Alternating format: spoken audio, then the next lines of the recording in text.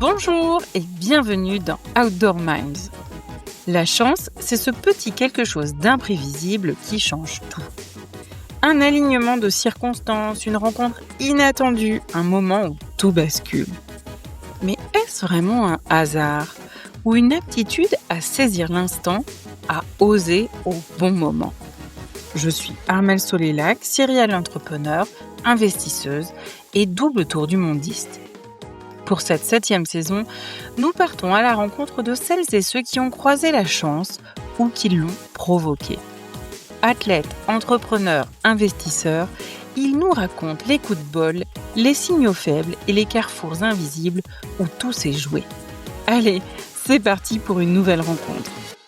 Cet épisode d'Outdoor Minds vous est offert grâce au soutien d'Above and Beyond, le fonds d'investissement Early Stage, spécialiste des secteurs du tourisme, des sports et des loisirs. Bonjour à tous. Aujourd'hui, nous avons le plaisir d'accueillir une surfeuse professionnelle médaillée de bronze aux Jeux Olympiques et Paralympiques de Paris 2024 sur la sublime vague de Teahupo'o à Tahiti.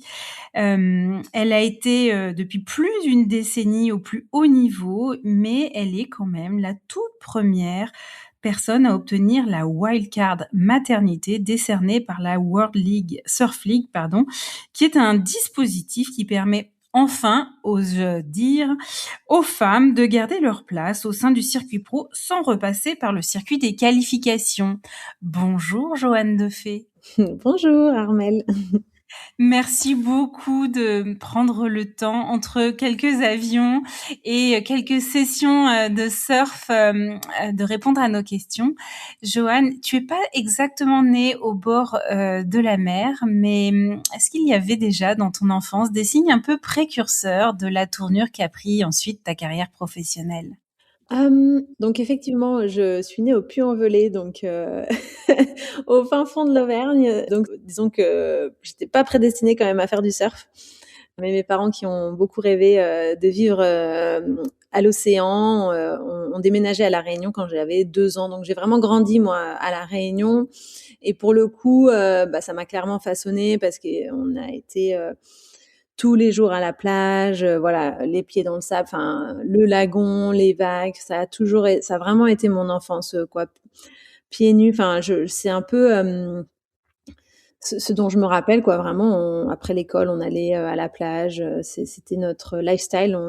C'est pareil, la Réunion est connue pour ses montagnes et finalement, on en faisait un petit peu des randos, mais on était vraiment plus plage, nous. Et puis après, comment dire, j'ai eu quelques surnoms qui on m'appelait Mowgli, je grimpais un peu partout, j'étais assez à l'aise dans l'eau, mes cousins m'appelaient Jojo la Terreur parce que j'avais beaucoup d'énergie et que je voulais toujours faire avec les garçons, je voulais faire la bagarre. J'étais très compétitive avec mes copines qui étaient déjà plus grandes que moi, je les regardais puis je mettais la main là au-dessus de leur tête et je leur disais vous voyez, on fait la même taille alors que pas du tout, j'étais plus petite, enfin que des trucs un peu comme ça. Je voulais faire les bras de fer avec les garçons. Donc, je pense qu'il y a quand même, voilà, dans mon caractère, effectivement, j'aime bien la compétition et j'ai beaucoup d'énergie. Mais bon, le surf, enfin si, je suis à l'aise dans l'eau quand même. Mais bon, voilà, ça aurait pu être la natation quand même, mais bon, j'en sais rien. Voilà, le surf, ça m'a vraiment plu. Bon, aujourd'hui, effectivement, et depuis quelques décennies, la Réunion est très connue pour ses montagnes, ses parcours de trail et notamment la Diagonale des Fous.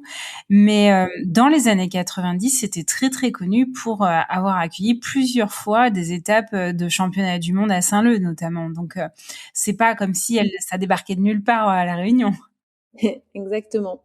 Ouais, ça a été Saint-Leu, c'est la mythique gauche de notre île, a fait partie des meilleures vagues du monde, où les surfeurs pros se donnaient rendez-vous au moins une fois par an sur quelques années.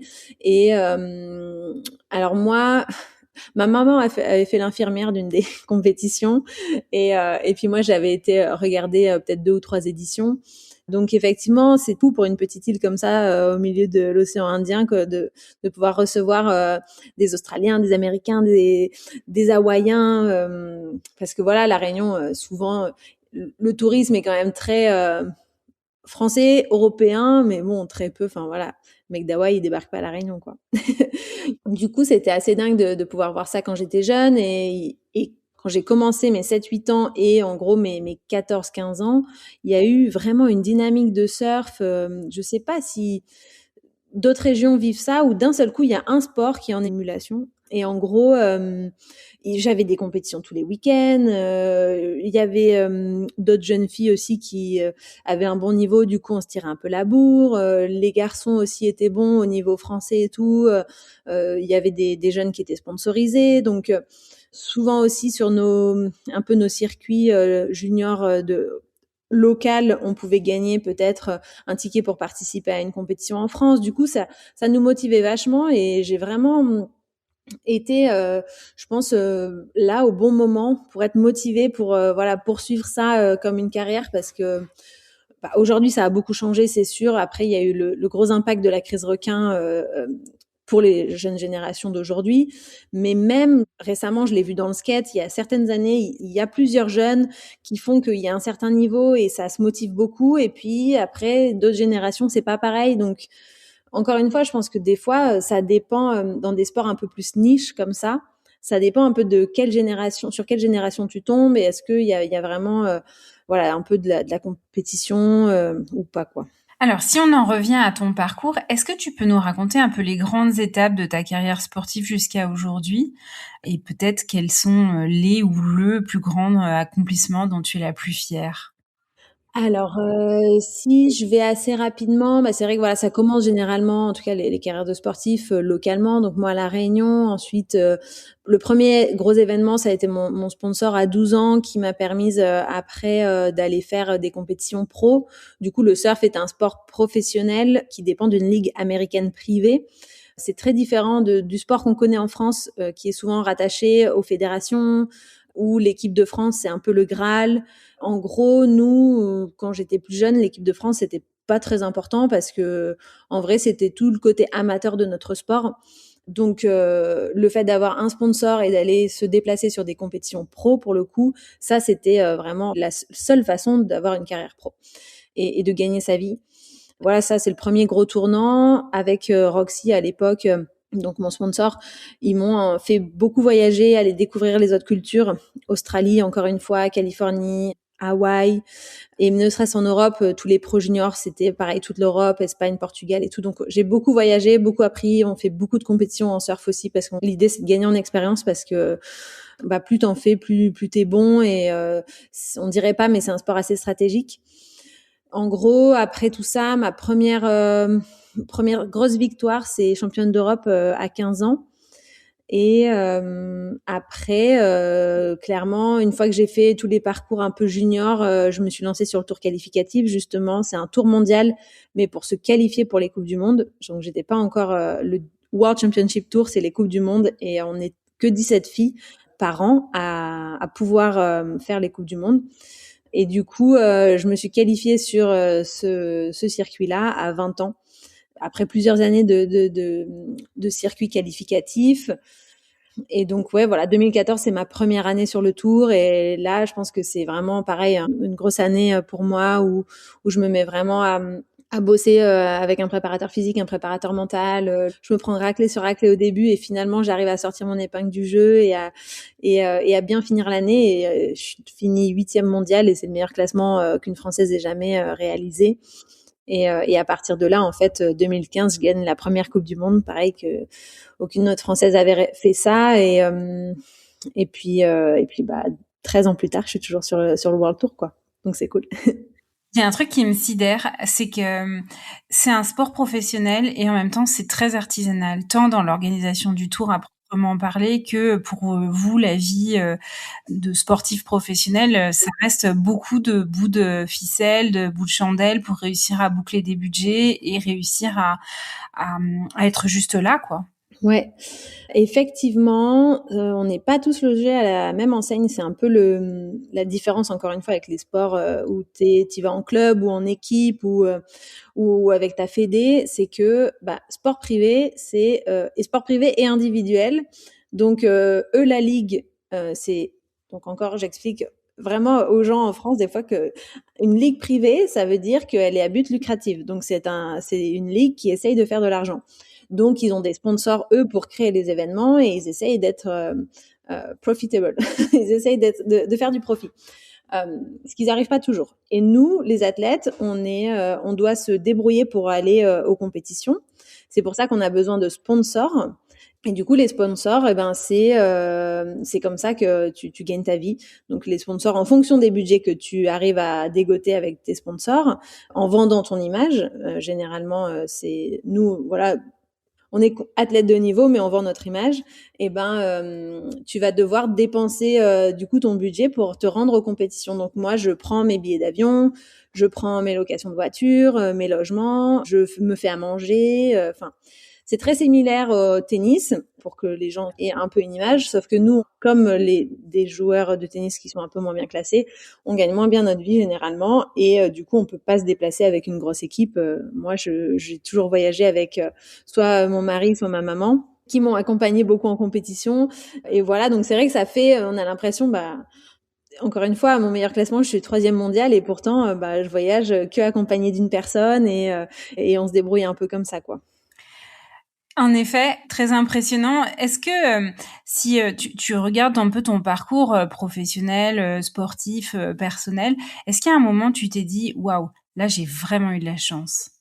Je me souviens pas d'un moment en particulier, mais plus le temps avance et plus je me rends compte que ouais, les carrières de sportifs et peut-être pareil dans la vie ou dans le monde du business, je sais pas, mais des fois ça se joue à rien. C'est toi ou un autre, c'est un moment qui s'est passé, c'est un média qui a parlé de toi au bon moment, au bon endroit, c'est un sponsor ou le directeur marketing, il aime bien le surf et du coup, il met un billet sur toi.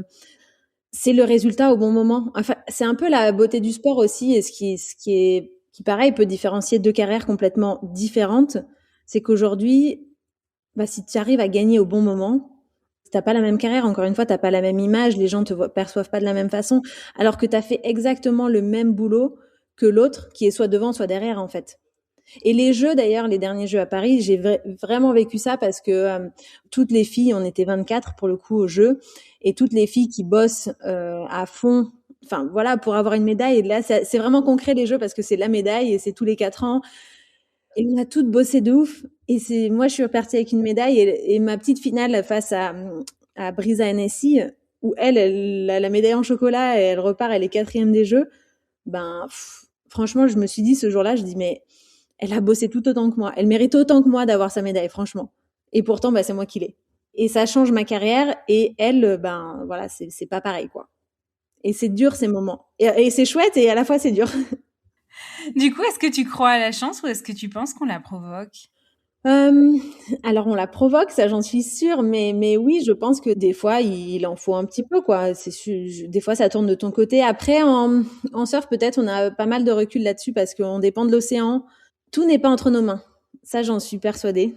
Mais par contre, moi toutes les cartes que j'ai en main, j'ai envie de les bosser à fond comme ça je suis sûre d'avoir zéro regret quoi.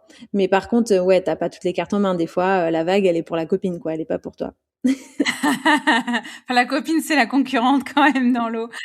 Euh, Justement, est-ce que tu laisses une forme de place à l'intuition, aux synchronicités dans tes choix ou à des rencontres fortuites?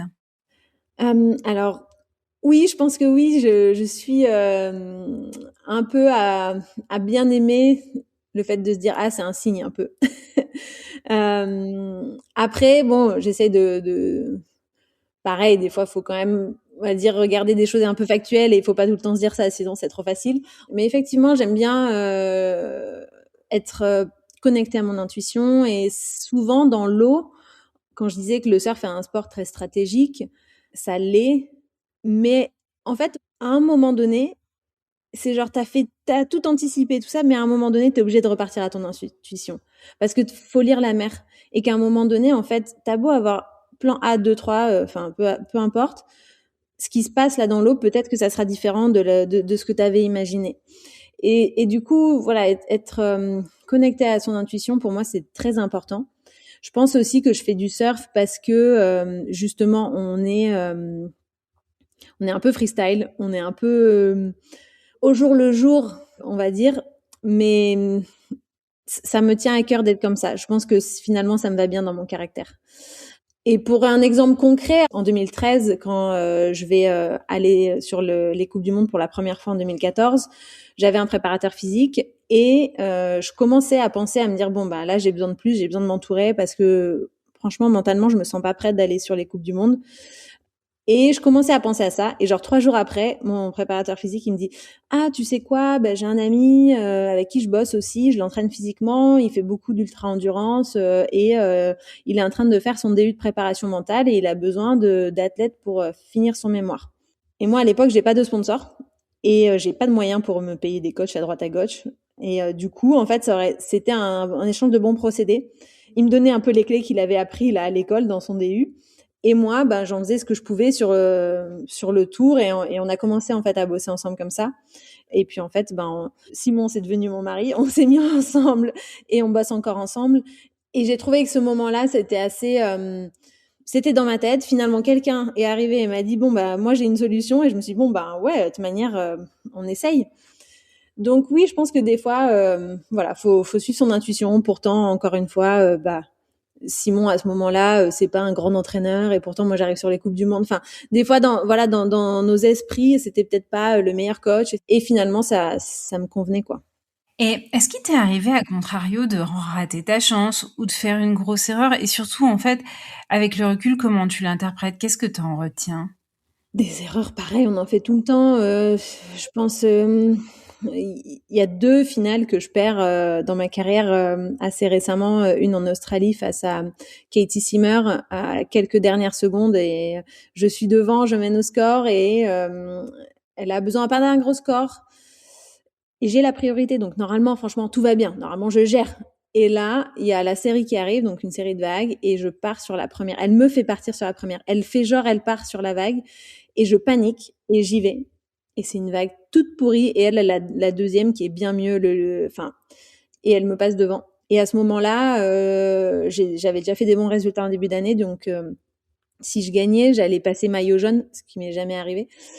Et donc ouais, c'est une grosse erreur stratégique, etc. Qui me coûte cher, on va dire, sur cette année-là. Mais bon, ben en vrai, qu'est-ce que tu et ça paraît tellement évident en plus de la plage de tout le monde, tu sors, limite t'as honte, t'es là, mais c'est pas possible, j'ai pas fait ça. C'était le truc le plus grossier du monde. Mais bon, ben en fait, qui sur cette planète c'est le stress, les choses qui se passent dans ta tête là en une infime seconde quand t'es en finale de Coupe du Monde et tout. Enfin, c'est difficile de c'est pas, on se trouve pas des excuses, mais voilà, c'est des moments où des choix, ouais, tu fais pas toujours les bons choix et c'est comme ça. Et t'en payes des fois. Pareil, des fois tu fais les mêmes erreurs vont te coûter moins cher à certains moments et vont te coûter très cher à d'autres moments, quoi. Comme tu l'as dit, c'est beaucoup plus stratégique que ce qu'on peut imaginer, le surf. J'ai eu la chance de rencontrer Kelly Slater il y a quelques années et il disait « It's a mind game ». Donc c'est un jeu de l'esprit. Et venant de lui qui était sur le circuit, qui arrivait à trixer et matrixer les athlètes, il était connu pour ça. Ça en dit très très long. Est-ce qu'il y a une personne qui a changé le cours de ton parcours dans ta vie? Bah, en vrai, dans vraiment le côté sportif, bon et après même personnel finalement puisqu'on est ensemble aujourd'hui, mais je pense que Simon a été, mes parents et tout m'ont toujours accompagnée, c'était le socle bien sûr, mais effectivement l'entrée de Simon dans ma carrière et dans ma vie a quand même fait évoluer beaucoup de choses. Il venait beaucoup plus du sport, il était puis de sport un peu bah, l'opposé du surf. Le surf c'est loisir plus, l'ultra endurance c'est souffrance plus quoi. Du coup c'était il m'a beaucoup remis un peu les pieds sur terre en mettant en perspective à chaque fois ce que je pouvais vivre dans le surf. Après voilà, c'est pas plus facile le surf, encore une fois, c'est très technique, on dépend de l'océan, on est jugé après. Donc c'est des sports et d'ailleurs pour lui des fois c'est insupportable, mais c'est pas possible quand on a une ligne d'arrivée, une course au moins on sait, tu vois. Mais des fois c'est hyper dur notre sport, encore une fois parce que bah en fait faut lâcher prise quoi, tu peux pas tout contrôler encore une fois. Mais du coup ce côté assez strict, assidu, entraînement. Il m'a beaucoup apporté ça, réflexion sur ma pratique, réflexion sur, après ça a été aussi beaucoup le travail qu'on a mis en place, la préparation mentale du début, c'est les objectifs, prendre conscience de comment je veux y arriver, de prendre conscience de moi dans mon sport, de quel est mon niveau. C'est vraiment une espèce de, enfin pour moi la préparation mentale à ce moment-là, ça m'a fait un reality check quoi, où ok, tu vas où, enfin tu es où, tu vas où, tu pars d'où et avec qui tu veux y aller, comment tu veux y aller, et que tout ça, que je sois maître de mon projet, quoi. Et tout ça, toutes ces clés, on me les avait pas offert avant, en fait, dans le surf, avec tous les entraîneurs que j'avais eus et tout. Et du coup, ben, je pense que ça m'a fait un vrai tournant aussi à ce moment-là dans ma carrière. Est-ce qu'il y a un moment dans ta vie où tu t'es sentie vraiment au bon endroit, au bon moment? Intéressant. Ouais, non, je pense que dans ma carrière, là, je pense à ma victoire aux Fidji. Après, c'est marrant parce que c'est très lié, tu vois. Là, les erreurs, c'est lié au résultat. Mes moments où je suis bien, c'est lié forcément à mon résultat aussi. Aux Fidji, quand je gagne en 2016, pareil, Simon est à mes côtés pour la première fois. Tout s'est bien déroulé. Il y a eu du swell pendant 3 jours. On avait encore 3 jours pour profiter des Fidji avec tout le monde, alors que j'avais gagné. Donc, tout le monde m'appelait The Champ. Enfin bref, j'étais vraiment au sommet de au sommet de ma petite vie sur le tour et j'étais trop contente.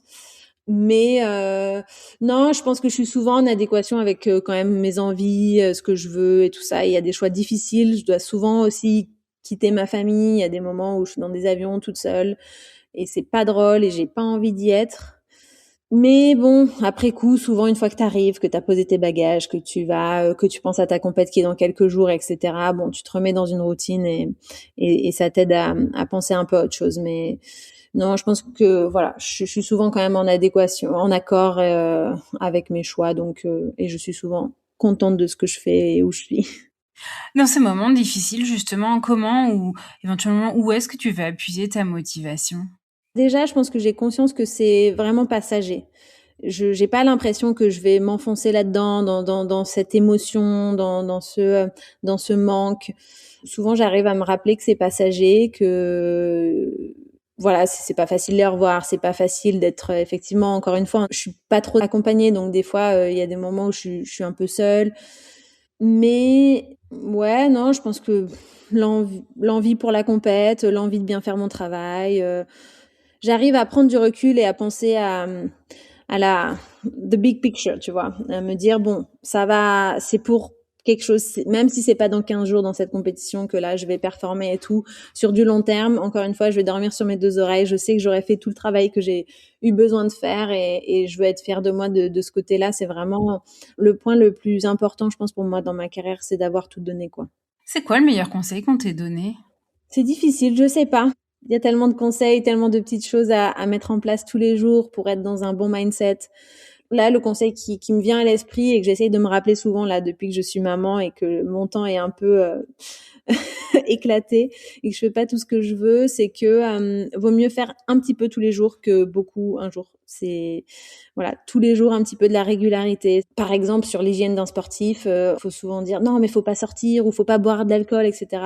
Bah moi je suis plutôt partisane de ok, tu bois une bière tous les soirs si tu veux, mais par contre tu te couches à la même horaire, que ton rythme biologique et tout ça soit régulier, que ton corps ait l'habitude de ce que tu fais et plutôt que de te mettre la tête à l'envers un samedi soir. Et puis après être ultra strict pour le reste, quoi. Comment est-ce que tu vois le futur du sport et en particulier le futur du surf? Je sais pas. En ce moment, je suis beaucoup les nouveaux médias 100% sport féminin et tout ça. Aux US, là, il y a des filles qui ont créé les t-shirts, là, we all watch a women's sport ou des trucs comme ça. Et je me dis que vraiment aujourd'hui, l'ère du sport féminin commence à vraiment exploser. On a plus notre place, les choses deviennent plus évidentes. Encore une fois, moi, je suis quand même dans et je le vis aujourd'hui. Bon, ben, j'ai une petite fille, ça fait 1 an et demi que je suis pas à la compétition et pourtant, ben, j'ai des sponsors qui me soutiennent, j'ai la ligue qui a changé ses règles pour que je puisse revenir à la compète. Donc, il y a quand même des choses qui se passent pour le sport féminin et on est, je pense, beaucoup plus respecté Et ça, c'est chouette. Après, on n'est pas encore assez mis en avant. Ça dépend aussi des pays, ça dépend de plein de choses. Mais je pense que, voilà, de manière générale, les sportifs devraient être mis un peu plus en avant et soutenus aussi et regardés par des femmes parce que souvent, les femmes ne regardent pas finalement beaucoup le sport. Je vois ma maman, par exemple, elle sait à quel point c'est important de soutenir les athlètes et pourtant, voilà, elle suit le surf et bon, le reste, elle n'arrive pas trop à y trouver d'intérêt, quoi. Elle va être plus, je sais pas, magazine déco, enfin bon, bref, les trucs un peu plus de nana, quoi. Et c'est vrai que ça me paraît important de soulever un peu le débat et d'essayer de se dire que voilà, faut soutenir les filles, mais ça passe par nous aussi, quoi. Et le surf en particulier, c'est pareil, c'est en plein essor. Je pense que le surf féminin a énormément évolué ces dernières années. C'est hallucinant, hein. En termes techniques, en termes d'où on va surfer, quelle vague on va surfer.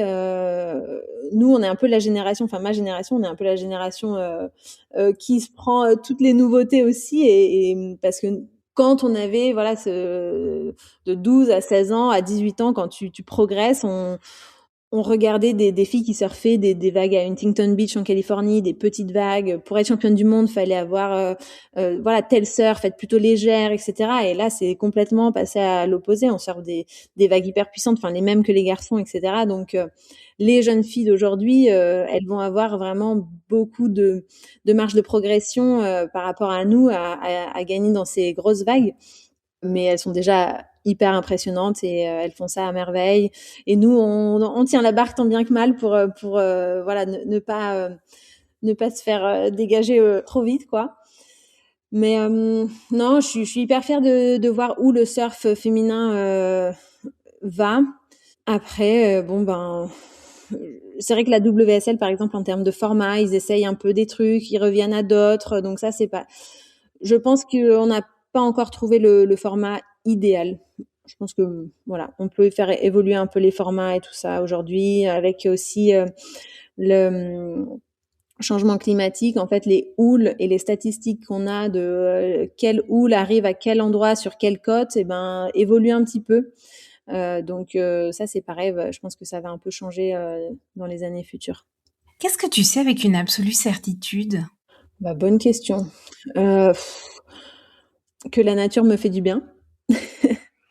Est-ce que tu aurais un conseil, soit de livres à lire, de documentaires ou de films à regarder? Alors, À contre-courant de Joanne Devey. Pour commencer.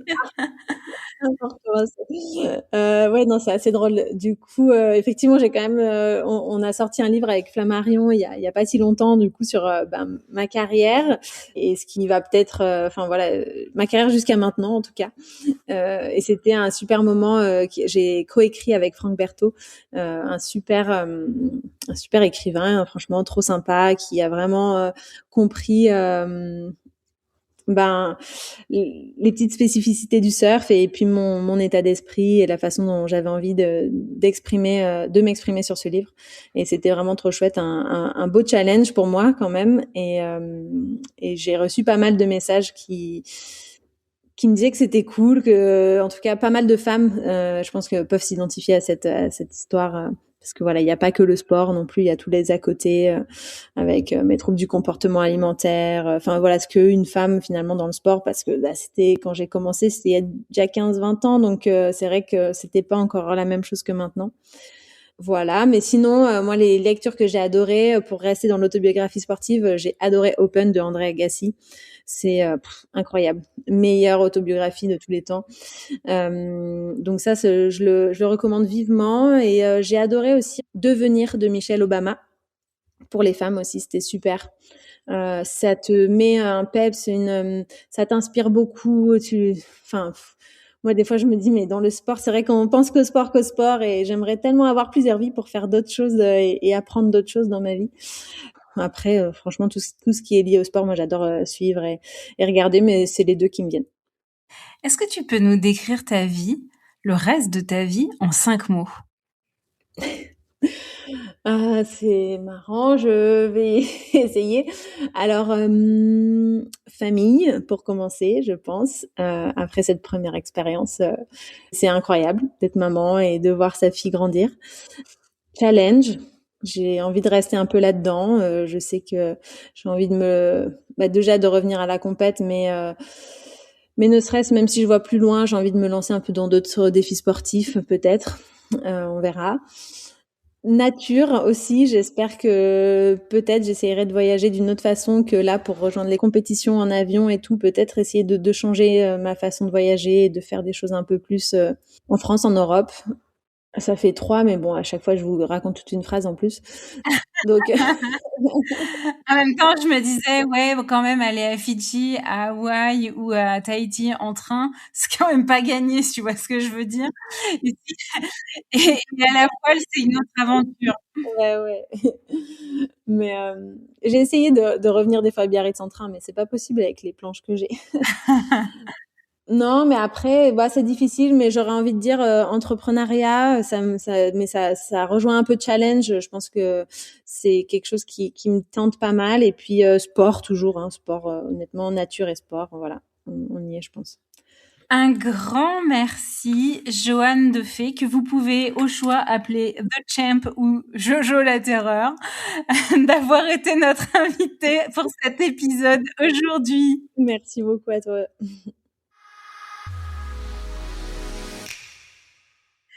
Voici les 3 points clés à retenir. Le premier, c'est que dans les moments difficiles, rappelez-vous que ce n'est que passager. Après la pluie, vient le beau temps, obstinément. Le deuxième point, c'est que la régularité des efforts finit toujours par payer sur le long terme. Et le dernier point, c'est la punchline de cet épisode. La chance, des fois, ça se joue à rien. C'est toi ou un autre. Merci à tous d'avoir écouté Outdoor Minds. Cet épisode vous a plu? Je vous invite à le partager autour de vous et à me soutenir en mettant une note de 5 étoiles avec un commentaire sympa. Cela m'aidera beaucoup pour faire connaître ce podcast et mettre en lumière tous ces leaders qui le méritent. Vous voulez découvrir de nouvelles personnalités inspirantes? Alors je vous donne rendez-vous la semaine prochaine. À très vite sur Outdoor Minds.